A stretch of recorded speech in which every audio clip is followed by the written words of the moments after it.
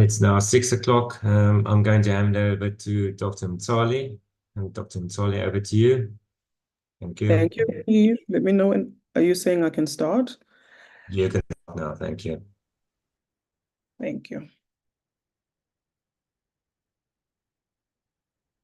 Good afternoon and good evening, everybody, and welcome to this webinar this afternoon.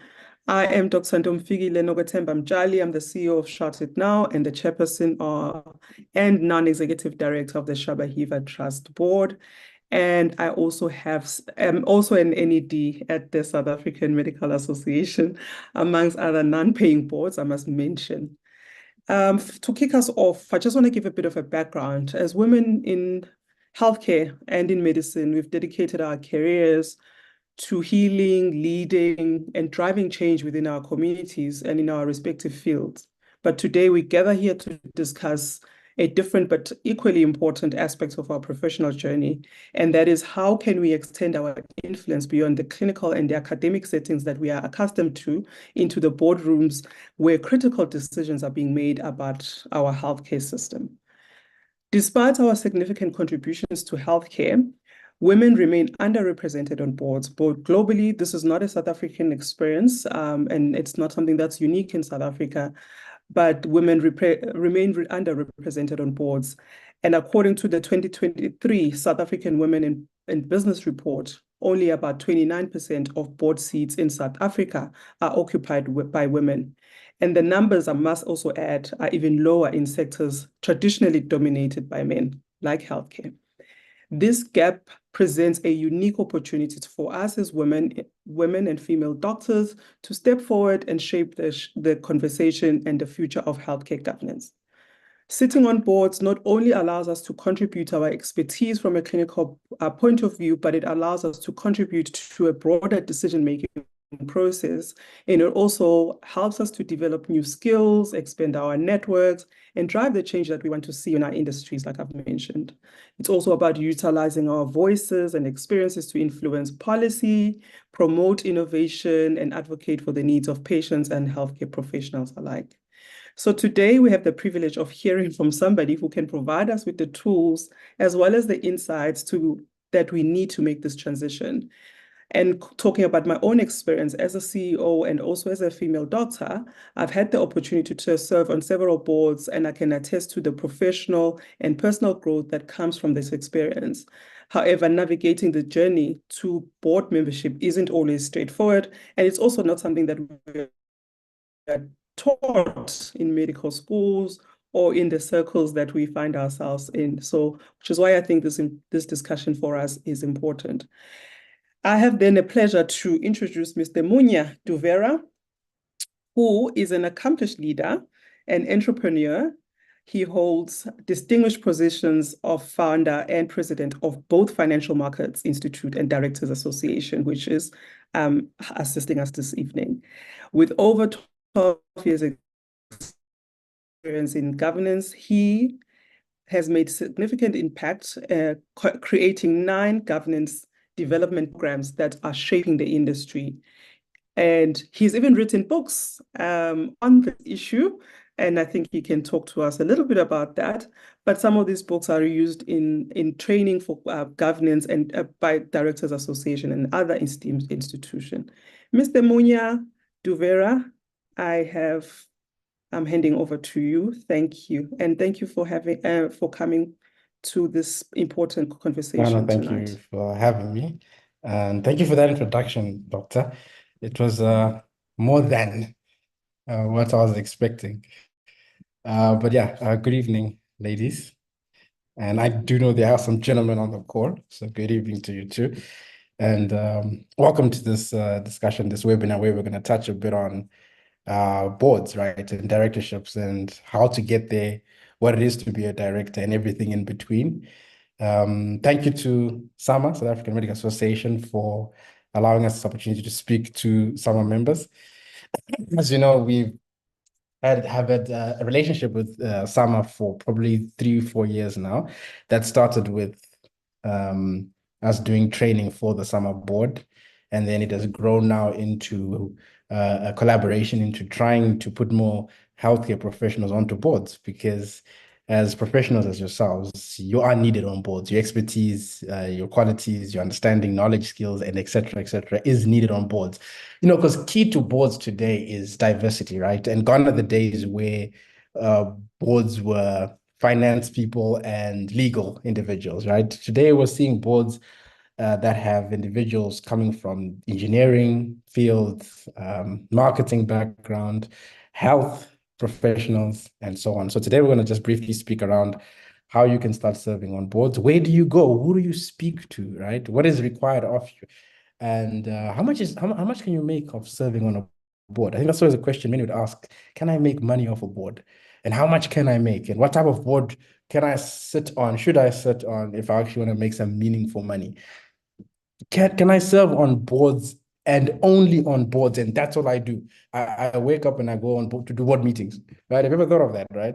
I know some people in the market who that's their sole occupation. They wake up and they go to board meetings. Now, I mean, if that's your design, if that's your ambition, how do you get there? How do you build a brand? Because what's key, team, is that you've got to build a brand. You've got to build a name. This market is a niche market. Serving on boards is a niche market. It's a small market. Directors know each other, non-executive directors to be specific, especially if you look at the Johannesburg Stock Exchange board members. It's a small network. I mean, about 3,000 non-executive directors. And how do you get there? You got to build a name for yourself. You got to build a brand. And you got to be good at what you do, obviously. You got to have that experience. You got to have the certain qualifications that company is looking for.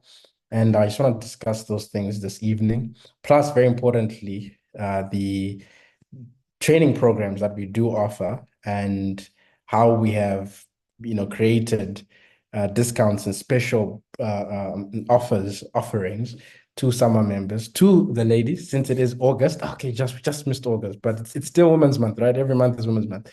So we still have a fantastic discount and a fantastic special for the ladies from summer that I'll speak on a bit later on. And then probably in the last 15 minutes, we'll have a Q&A where you can ask questions around anything that I would have spoken of today. So I'm just going to put up my screen and then we can get going.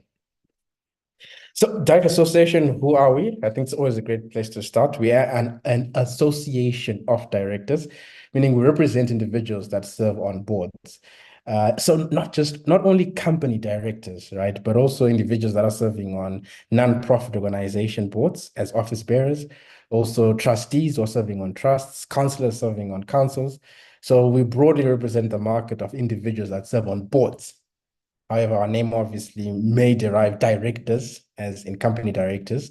And our mandate is very simple: catering to those individuals, catering to our members, and broadly to the market, lobbying for directors, providing training to the market. We also give advisory services to boards, such as company secretarial services, shareholder services, very important, right? Because corporate governance, in its holistic idea, deals with the company itself, the directors, and the shareholders. And it's always very important that if you're going to be a board member, to have that understanding of the relationship between the company itself, the shareholder, and the director, right? Understanding your duty, your role, your responsibility, and so on. So training becomes our most important offering in the market. That's our greatest product. And we do trainings on a regular basis to individuals like yourselves who are aspiring to start serving on boards as non-executive directors. And we've got a number of programs that we've developed over the years that speak to where you are in the market, right? And where you are and what you are trying to accomplish at what stage. For example, if you're starting out and you're actually starting today to want to serve on a board, there's a specific program for that.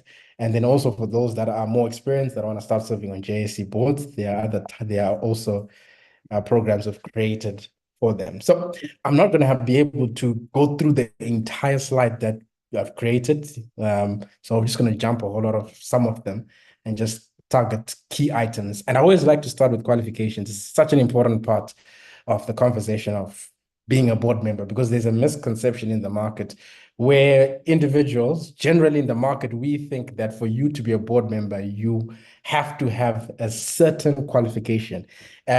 as if it is written, legislated that directors must have a certain qualification. And that is not the case. And I think we've seen in the market, this is the reason why many professionals, successful individuals do not enter the board market to start serving on boards because they assume they have to have a certain qualification. Now, the legislation which governs directors, companies, and shareholders does not prescribe a minimum qualification for you to be a director. It doesn't. The Companies Act of 2008, as amended, I'm pretty sure you saw the President Ramaphosa signing the amendment bill, Companies Amendment Bill, about a month ago, I think it was. That act does not give any requirement for minimum qualification. Anyone can be a director. Many of you have started your own companies. You are a director of that company. When you registered the company, CIPC did not ask you for any qualifications. That holds true to all companies.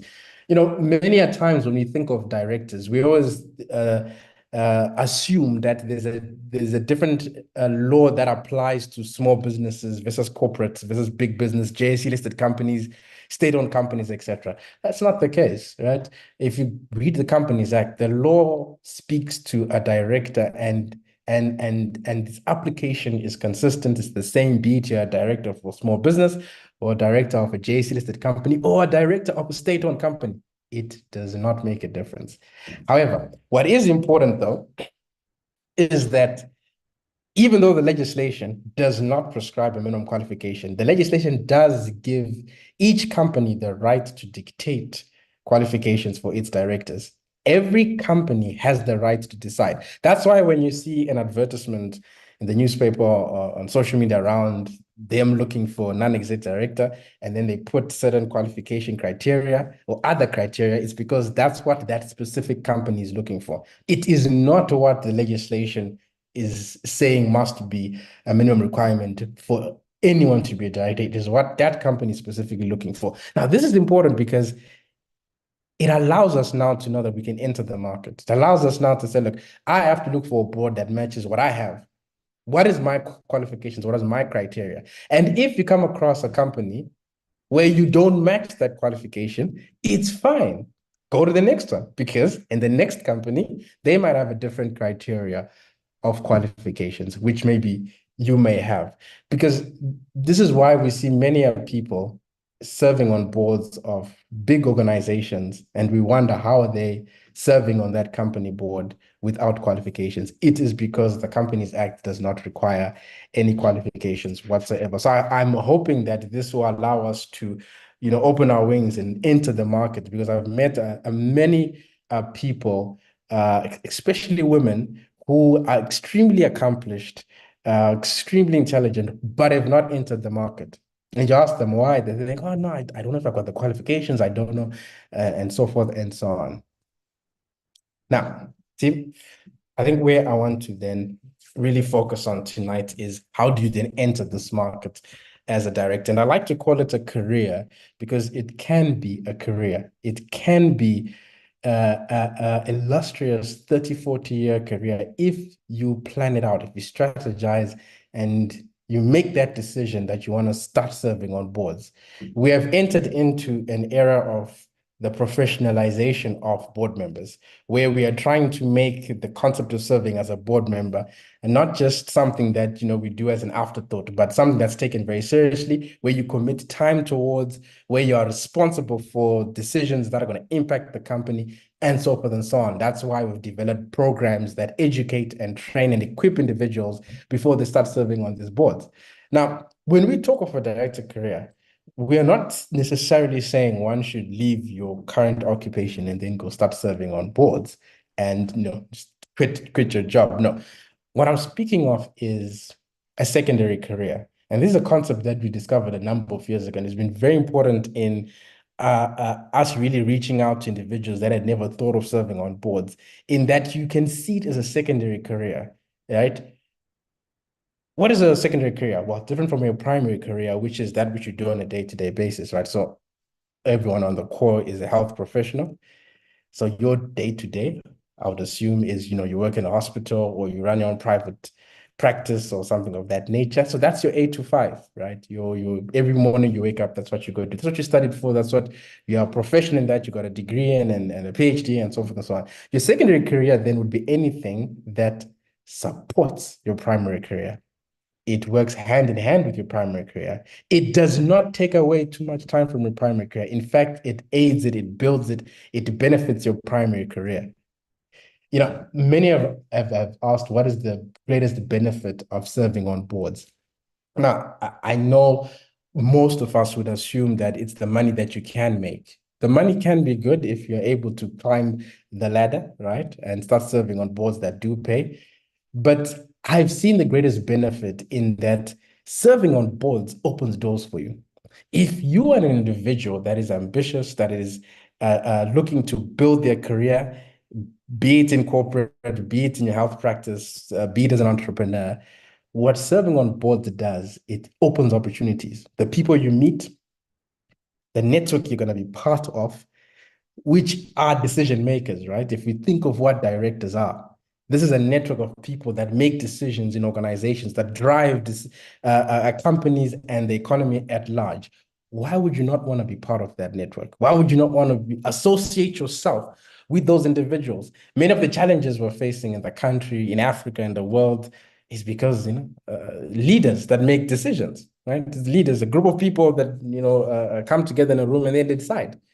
And I say, then, you want to solve problems, go into that room and then give your input. And then you have your voice heard so that you can drive that change that, you want to see in society, in the country, in the economy, etc. So I've seen, even personally in my career, I would not have met certain people if I was not in the board market. Not a chance. I would have taken years, decades, if I was in a different industry. Right? But because you're in the market, you're in this industry, you're serving on boards, you get to meet key individuals that can, assist you in whatever ambition that you have. And I think that's the greatest benefit of being a board member. The money of it is good, and that can be a secondary for me. Now, secondary career then becomes an important part to drive whatever you're trying to achieve in your primary career. And there are many secondary career options that you could have, right? But none is more beneficial than serving on boards. None is more beneficial. None is more advantageous. None is more aligned to your schedule, to your primary career than serving on boards, because the design of governance, right? The nature of boards, time allows. I mean, board meetings, generally in the market is what, one meeting per quarter, which again, it's not law, right? Many individuals, we assume that having a meeting, one meeting per quarter is actually what is legislated on. That's just generally best practices. What we find and see in small businesses is that small businesses usually have one meeting per month. Because the reason for that is that small organizations need more hand-holding. And as a board, you want to ensure there's better structure, organization, systems in place, and you want to, have that oversight. In a corporate organization, JC-listed company, there's more structure, so they don't meet as often. Hence why you have a quarterly meeting idea. But nonetheless, serving on boards, it works with the time, right? Time, because time is very important in this. We're busy individuals, you're professionals, health professionals, you're working in the hospital, etc. You want something that's going to go hand in hand with your schedule. And what I've seen is that boards allows that. It allows you to be able to have a secondary career as a board member and still focus on what you're doing. Many board meetings are after hours, especially if you're on a volunteer board. You have meetings at night, 6 o'clock to 8 o'clock, 8:30, etc. Some will have meetings on a Saturday morning. It starts to change a bit when you start serving on paying boards, right? Paying boards may actually call you for a meeting on a Thursday afternoon because, well, they're paying you, so they ask you to show up when they want you to show up. Right, so here I've got a number of benefits of serving on boards, right? Why would you want to enter this market, have a career as a director? And I always stress this point to younger directors. What do we mean by younger directors? Anyone who's between the ages of 30 and 45 is generally considered a young director in this market. Because generally we start serving on boards when we're a bit older, right? We've gained more experience. So 45, 50-year-olds, the average age of a JSE board member is 56 years old. And that is true globally, right? The older you are, more experience you gain, Hence, you see most boards have got individuals that are above the age of 50 and 60, etc. Now, what we're seeing globally, and let's zone into South Africa, we're starting to see a change of the guard, right? Because if you look at our leadership, be it in corporate, be it, if you look at JSE-listed companies, be it in politics, etc., many of our leaders are of an older age, right? And what we're seeing that in the next 10 years, 5 to 10 years, there's going to be a new generation of leaders that are going to come in. New generation of leaders. We've done this study. We've looked at it and we've seen that the average organization's leadership is probably going to retire in the next 5 to 10 years. What that means is we're going to have an entire new generation of leaders. And what happens in leadership is you usually have a generation that leads for the next 30, 40 years. If you look at South Africa, our political leaders, business leaders started in the 80s, 90s, are still there from that era and are starting to retire now, etc. But they've been board members from 1995, 6, 7. If you look at some of the JSE directors, they've been serving on boards for over 20 years.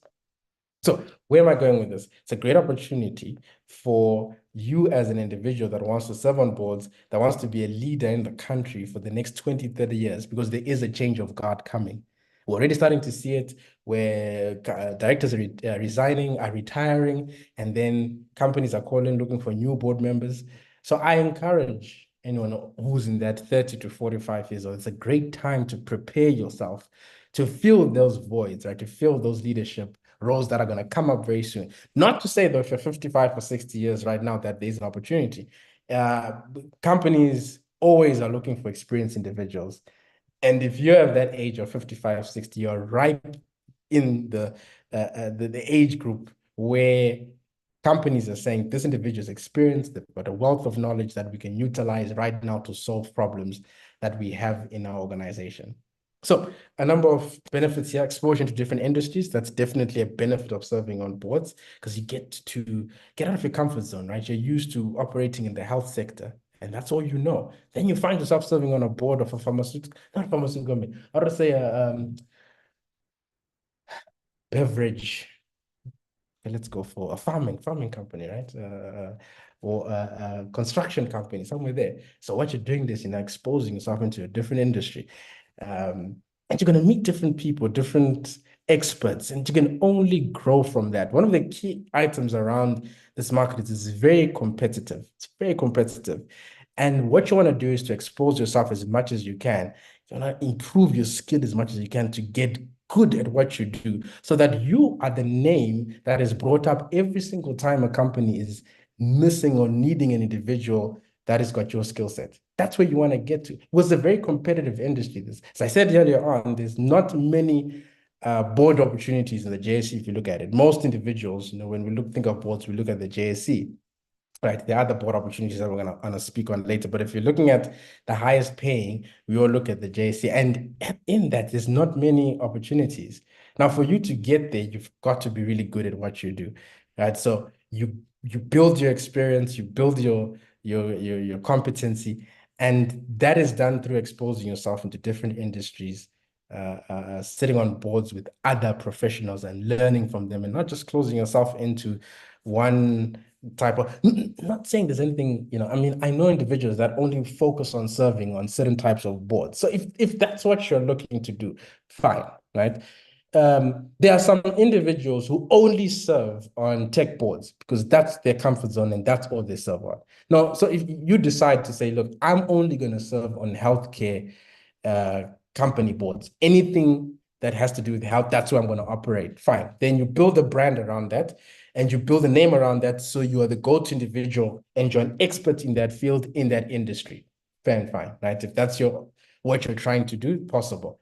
However, you are limiting your opportunities because there's far more opportunities in the broader market. And in terms of growing your skill set, you're going to gain more by serving in different type of companies and learning other types of industry. And serving on boards, I'm going to focus number 6. It's a great way to increase your value in the market. I will not stress this enough tonight. Serving on boards is deemed as prestigious, right? We meet someone that's sitting on the board. We always ask them, how did you do it? How are you serving on this board? Because there's an aura around it. And it only increases your value in the market. Your CV looks better where there is a board seat of such a company. And even better if you're serving on multiple boards, right? 2 or 3 boards. And then obviously there's the question of how many boards is too many or too much.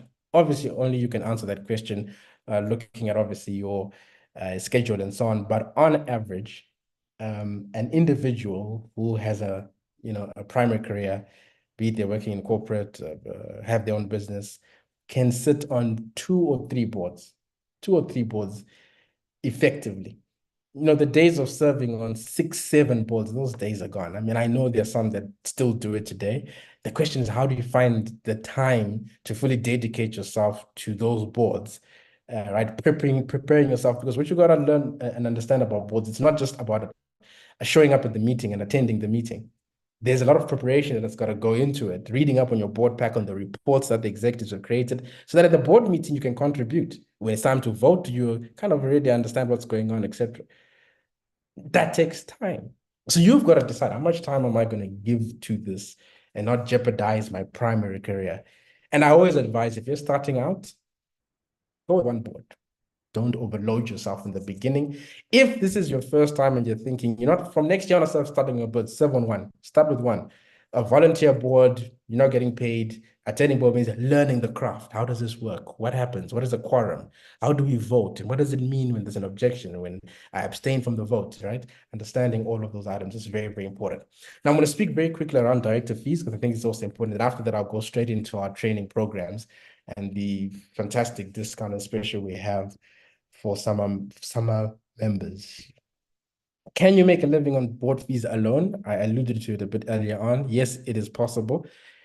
There are a few people I know in the market who only serve on boards. That's all they do. They wake up and go sit on boards and have board meetings.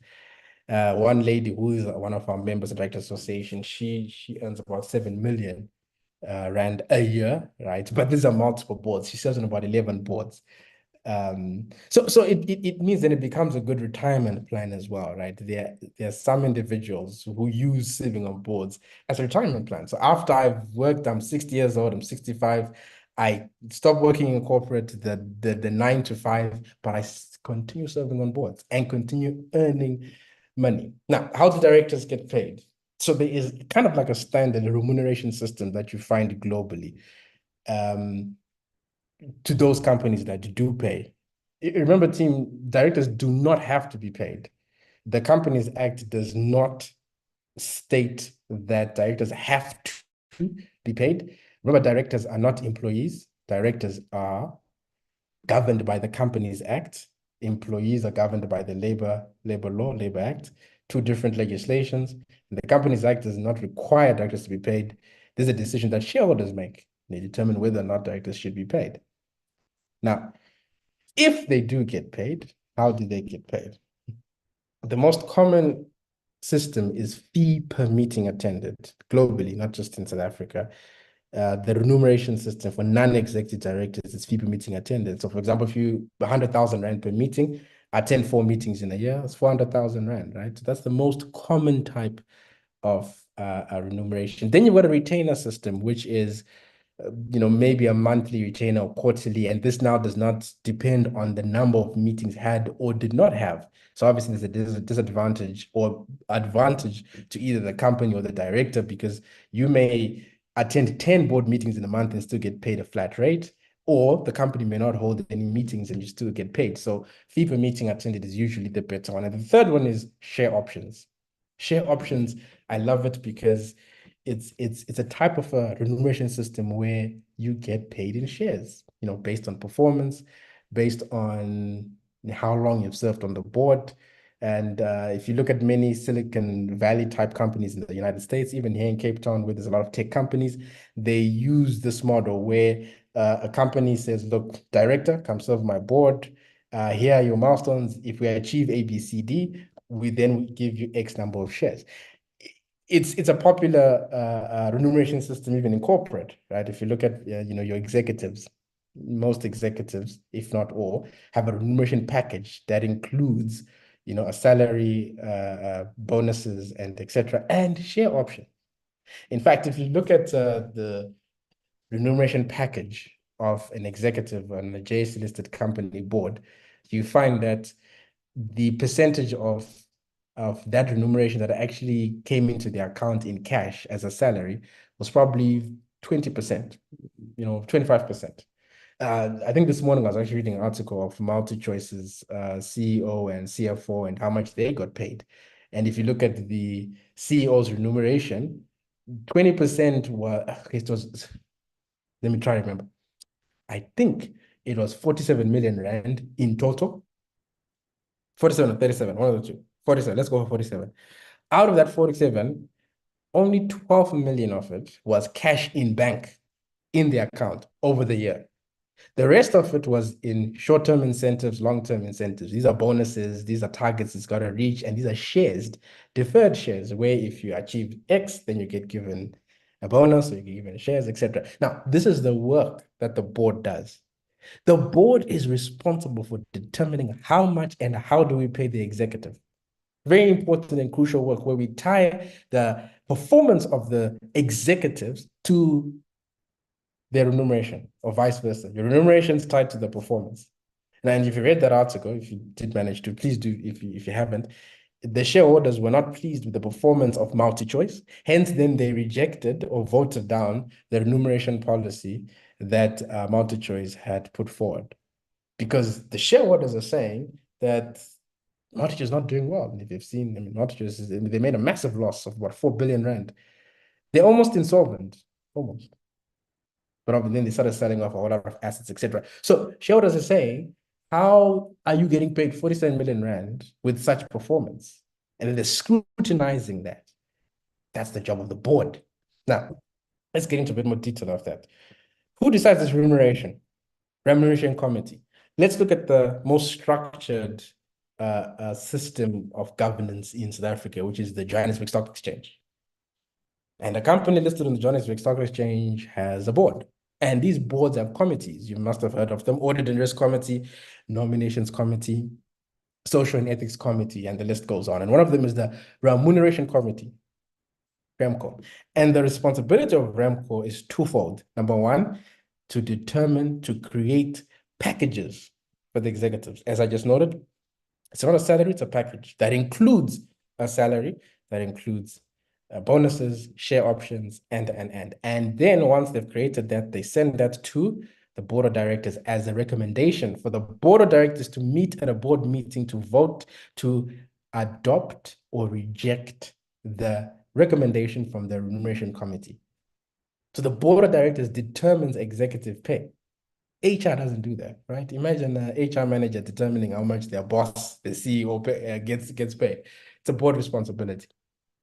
Secondly, the role of this remuneration committee is to determine, or create rather, packages for non-executive directors, those that are quarterly meetings. In that package includes board meeting attended fees, share options, bonuses, and the list goes on. Once they create that, do they send it to the board? No, they don't. They send it to the shareholders for the shareholders to vote to either adopt or reject the recommendation from the remuneration committee. So that's the relationship, right? And that's corporate governance. Corporate governance is, in a nutshell, the relationship, the workings of the company itself, the shareholders, and the board of directors. Key to that glues everything together is the board, is the directors. That ensures the company runs and operates properly, that ensures the shareholders, their investments, their role as shareholders, and their voting at elections, at an AGM, sorry, and other responsibilities are done properly. Now, I would have, if we had time, I would have shared you kind of statistics on remuneration of how much board members do. Okay, let's just do it very, very quickly. I know I've got about 5 minutes left, and then we're going to Q&A. 5 minutes. I'm gonna quickly get this document for us. And while you do that, I just want to encourage the audience and the people online to post on the chat if they've got any questions. We would like to hear where we need to be focusing our conversation this evening, and where we can best get Duvera to be able to assist us. Thank you. Thank you. And I found the document. There it is. Okay, let me just share that.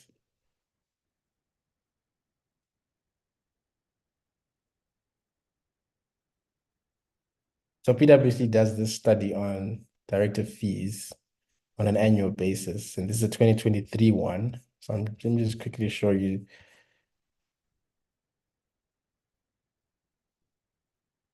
Okay, let's start here. Where is it? No, so let's start nationality and race. So they did the study of 900 top 100 companies of the JSE, top 100 by market capitalization.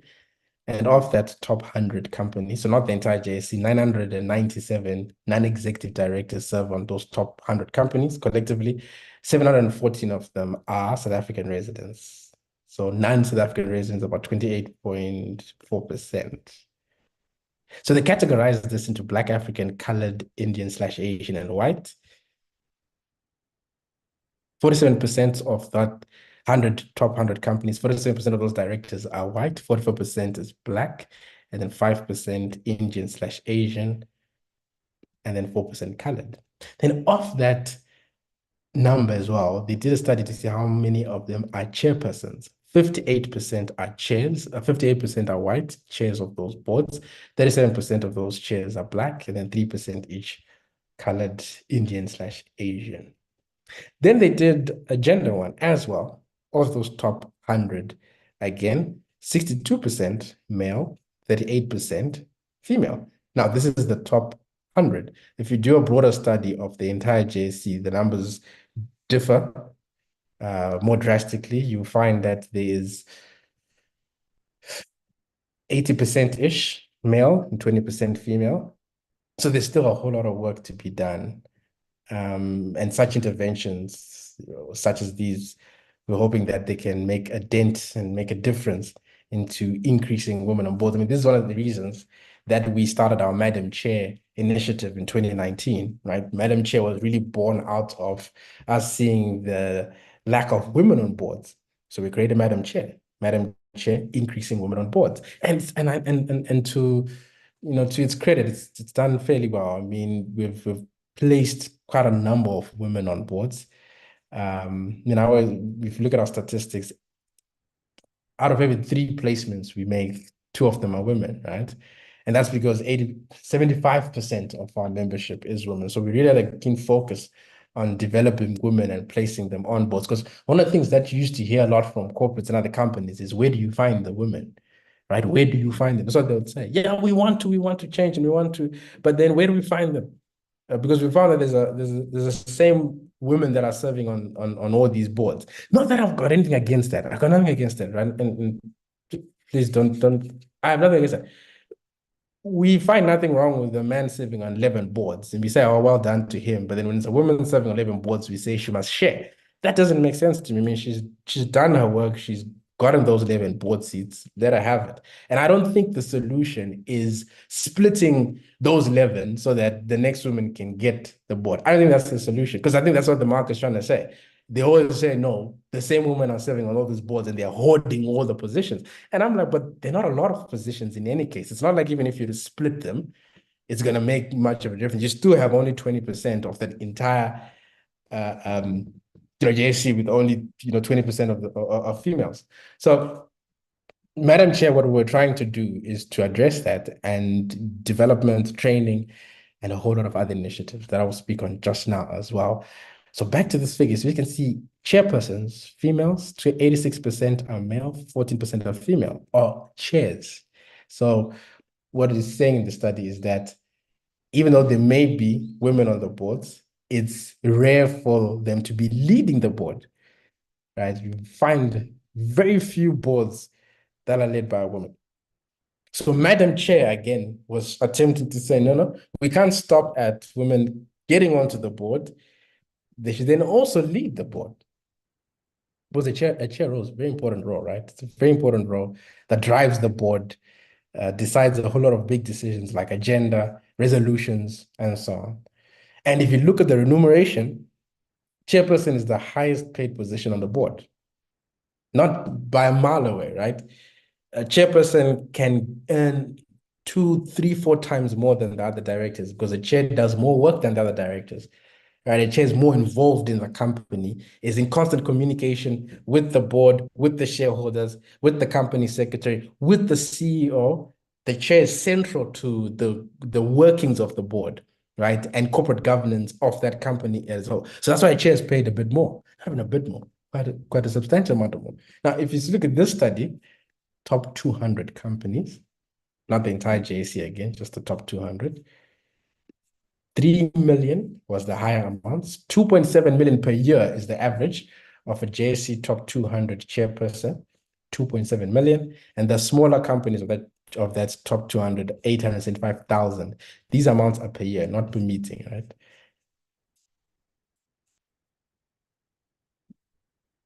And let's say you're not a chairperson, normal director, non-executive director, on average 1.1 million rand per year. Now, that's a decent amount of money to add to your income, right?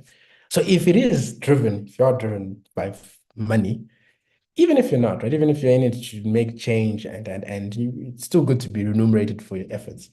Like 1.1 million rand is a good amount of money to add into your income.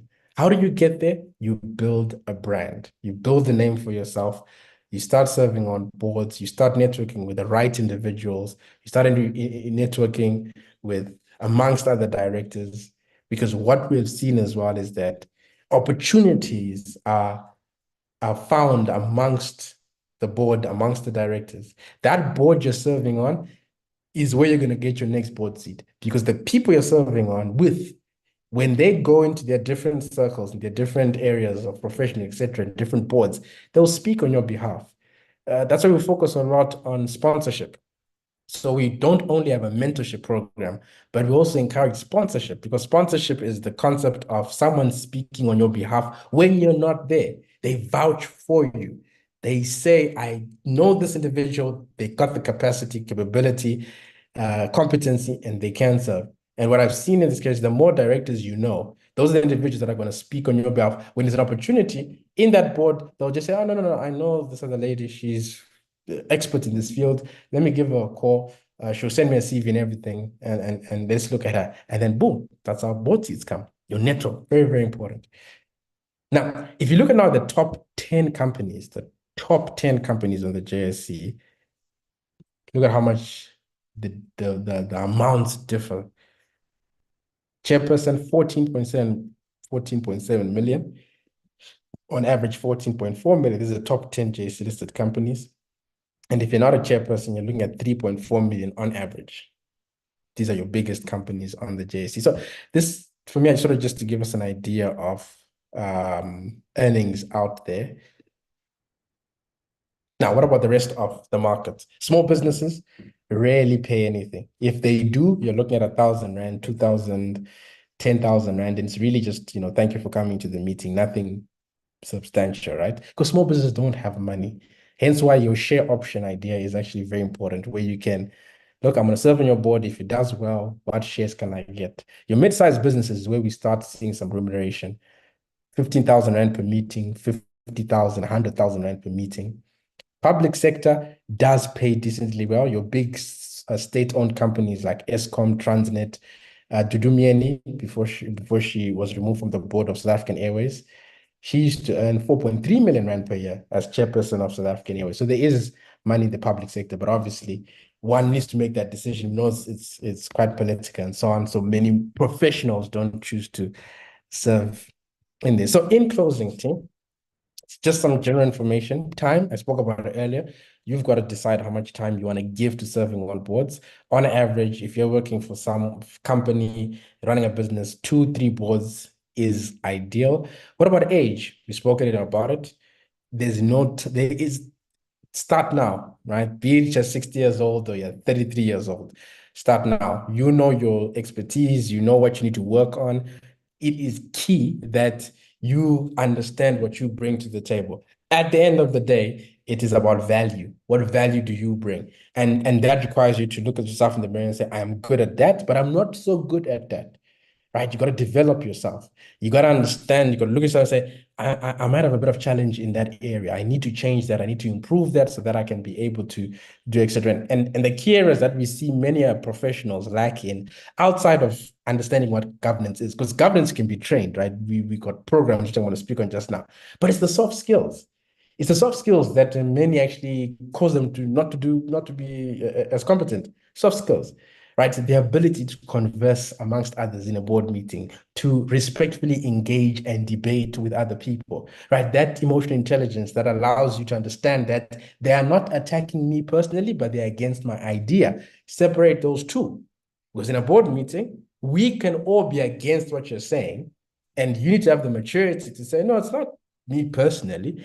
They are not for my idea. And I've seen people in the boardroom really get offended and really feel like, why are they attacking me? What are I doing? Et cetera, et cetera. And they completely lose it. Soft skills, very important. And that's what is going to allow you to become comfortable in a boardroom. And these are things you learn. No one is born or is automatically brilliant or good at anything. We all learn. I remember my first time speaking in front of people, I would sweat, like armpits are wet, wet, wet. Sweating, nervousness, right? Nervous. And then you work on it. You do it again. You do it again. You do it again. And you get better at it. And then you find out, oh, maybe if I do that and change that, right? And then boom, after a number of years, you become good at it. So I encourage you that anything you want to do, you can do it. Just focus on it and understand what you bring to the table is going to be key to getting you board positions, because it is a competitive idea. So where do we begin? I'm going to give you very quickly our profession director program, then I'll hand back over to the chair so that we can do a Q&A. Profession director program. This program we created is developing any individual that's never served on a board before. This is your first time hearing corporate governance. And you need that foundational knowledge and understanding of what a board does, what a director does, what are your duties, what is the liability, right? What would one have done to be taken to court like Dudumian? Dudumian as a director, she was taken to court, she was found guilty. What would one have done? What would a director have done to find herself in that situation, that position? We cover that in training. Obviously, the Companies Act being key as the foundation to the trainings that we provide. We have a number of programs. So some of you here might be saying, look, I've already done certain governance courses, etc. We'll deal with that on a case-by-case basis. But I just want to speak on our foundational one, the beginner's one, if you will, is which we have a great special for you to. It's a 3-step program. Starts with training, and in that we're covering all the topics I discussed today and more: company law, concept of a juristic person, the duties of a director, voting, AGMs, shareholding, and the likes. And we do that training over 4 weeks, every Saturday morning from 9 to 12, right? Every Saturday morning from 9 to 12. We do have a night class for those that can't attend Saturdays, but that's once in a while. And I think the next one will be in November. So the previous intake we had with summer members 2 months ago, I think it was, a number of health professionals joined the night session. So we do have that option, but that'll be given, that'll be in November, I think. So you can still decide you want to take advantage of the discount and pay now in September, right? That's because our discount is open for the entire September. And then you say, I'm going to start in November when you're doing the night school. That's fine. If not, Saturday mornings, for 4 Saturdays, 9 a.m. to 12. That's training. And we're speaking about what it is to be a director, etc. Cost of that. So usually our programs are 12.5. However, we're going to give that at a 50% discount to summer members because it's August, Women's Month, right? It's still Women's Month in my head. So that would be 6,250. And that's open for the entire month of September. You can pay that whenever you can in September. And then you can choose whenever you want to start. Well, if you want to start September, we start on Saturday, the next intake, this Saturday coming. But obviously that's too short notice, which probably it is. Then you can, anytime. October is the next one, then November. But November, as I said, we're going to have 2 intakes, one Saturdays and then one at night. It's probably Tuesday night or Wednesday night. And it'll be 6 p.m. to 9 p.m. for 4 nights, 1 per week, right? Once that's done, then there's board exams. should one choose to want to go further and get a designation as a professional director, then you do exams. That comes at a cost of 3,000 Rand. So it's a separate cost from the training for those that want to go ahead. We do get some companies that send their directors just to get training. They're not really interested in any certification, etc. But if that is what you want to do, then that's a separate fee. And then once that's done, membership. And key to membership is then the benefits, right? Serving on boards, networking sessions, webinars that we have, our mentorship program that we offer to everyone who's a member. Because some will say, look, I do need a member. Some will need coaching. We do have to provide coaching, but that's at a separate cost. And okay, I think I've taken, I was given actually 35 minutes. It's now 18:50. So I went 15 minutes ahead. Chair, I'm very sorry. Please forgive me. I hand back over to you. You can do the Q&A. I thought you wanted to close for us, so which is fine. But thank you so much. Mr. Duvera, this has been very, very insightful, and we really appreciate your time and your engagement with us, but also just importantly, just giving us the practical steps and how our unique perspectives and what a critical role we as women in the healthcare sector are essential in shaping the future of healthcare governance. I want to just check if there are any questions that are coming on the chat so that I can read them out to you. But and I will allow you to actually, I don't know if you've got access to the Q&A session. The first question is, do companies have a desired age category for their board members? Is there a retirement age, for example? So I think that's something that you probably covered because you said there was no, you spoke about the floor, but you didn't talk about the ceiling. And so perhaps we can just unpack on that.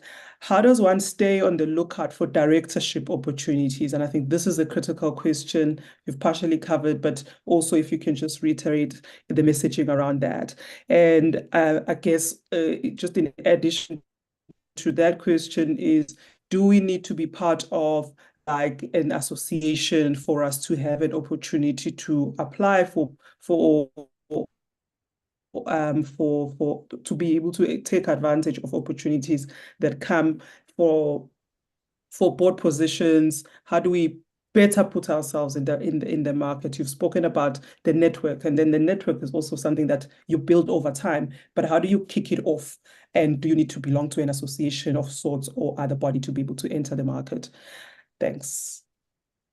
And thank you. I do see, I actually hadn't seen the chat box thing here.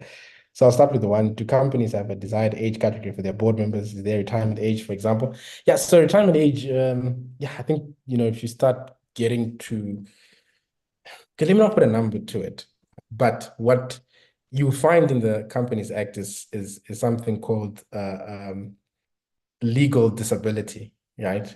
Where the court determines that one's mental faculty is no longer fit and proper to be a director. We've had some cases in court where, the children who take their father or mother to court to say, look, he's still sitting on the board, he should retire, he's too old now, and he's no longer mentally capable of being a director.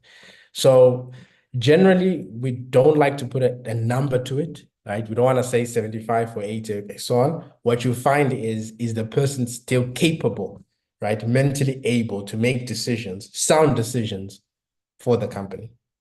I hope that answers that question. To cover the desired age, we are seeing younger directors, 42-year-olds, 39 coming in, but generally on average 56 years old. So if that's the average, then I guess we could say the desired age is 56 in terms of your prime. You've gained experience as a board member. So what that means is if you're 40, you've got a 5-10 year period to build yourself to time where you're that competent to then step up to the big leagues being a JSC board. Not to say there are no 45-year-olds or 40-year-olds serving on JSC boards, they are, but the average is for 56, as I said. How does one stay on the lookout for directorship opportunities? So the interesting thing about that, Tsepile, is that There's a private sector market, there's a public sector market. Your public sector market being your state-owned companies, etc. They, by law, they have to advertise. So you have ESCOM, they've got a board opportunity there. They have to advertise. There's rules that allows anyone who's a citizen can apply to serve on the South African Airways board. So if you're looking for those, right, you Google, sign on to some LinkedIn. I'm sure you're on LinkedIn. Then Google non-exec director positions. Go into even our page. We do send out those alerts from time to time when they come out. But those are once in a while. More opportunities are in the private sector. Now, the private sector does not have to advertise, right? They don't have to put in a newspaper. They can just do so what you want to do there is either A, belong to an association that when these companies are looking for an individual, they call them. So we get called by companies saying, look, we're looking for a director of this experience and etc. We then send that out to our members, and then member decides whether to apply or not. Or you can be on the database of a recruitment firm, one of these executive search firms, right, that deals with board level, because you want to be specific to what you're looking for. And I think that's the best, because you will never find Investec putting in the newspaper that they're looking for a non-executive director. They don't do that. Right? They deal with specific recruitment firms, they deal with associations. There's a more structured approach to it in the private sector. Hence, your network is important. Your network is key in finding your opportunities. Third one is, do these board opportunities get advertised, or does one just approach the different companies? Yes, you can approach. The challenge with just approaching is you don't know when there's a vacancy, and vacancies on boards are not every year, right? It's not every year that a company is changing its directors. You serve on a board for a term of a year, 2 years, 3 years, 5 years even. So again, the best way is find some sort of organization or association, like Directors Association, who do the hard work for you, right? Because what we do is we go and talk to these companies, make sure they send us opportunities that then we send to the members, so that you get those opportunities when they come out. And then the next one says, great talk. Is training virtual or in person? It is virtual. It is virtual on Zoom, as we did today. I understand as a much as a summer member, am I allowed to get membership then donate from the program? Yes, I do believe so. But I'm sure the chair will speak more on that. And then Caesar says, do government hospitals have governing boards that have capable members of society? Oh, that's a great debate I think we can have, right? Do they have the right individuals, or is it too political, right? And what we have seen in the market, state-owned company boards, to the extension of government hospitals, departments, etc., is that you find that there is a lot of political interference, people that are sent to these boards with an agenda, etc. So it's a bit more difficult in the public sector to serve on boards, even to do your work as you'd want to. It's not as easy, because there is a mandate that comes from government that this is what we're trying to achieve. Private sector, you got a bit more freedom to show your skill set, for you, the board, to make decisions on how to grow the company and make the tough decisions. And then the shareholders judge you on your decisions. All right. So that's a bit of a thing. The last thing I'll say before I hand you back to you, Chair, is we are going to send you an email with this recording and other stuff, and a link where, should you desire to take advantage of this opportunity that I spoke of earlier, you can enroll. So that's going to come in your email, and then you just click that link, and then you fill in your name and a whole lot of bunch of information. You submit to us, and then we'll follow up on that. Okay, Chair, I don't see any other questions. I'll hand back to you. Thank you. I have just one more question for you. Thank you so much. I don't see any questions either. It's just a question around the Madam Chair initiative, and kudos on that. Very exciting to also, it's good to see non-women advocating for women, because sometimes we need that additional voice and allies in the space. So it's always critical. But I just was curious, because when I was doing some preparation, I did see that South Africa actually does not have quotas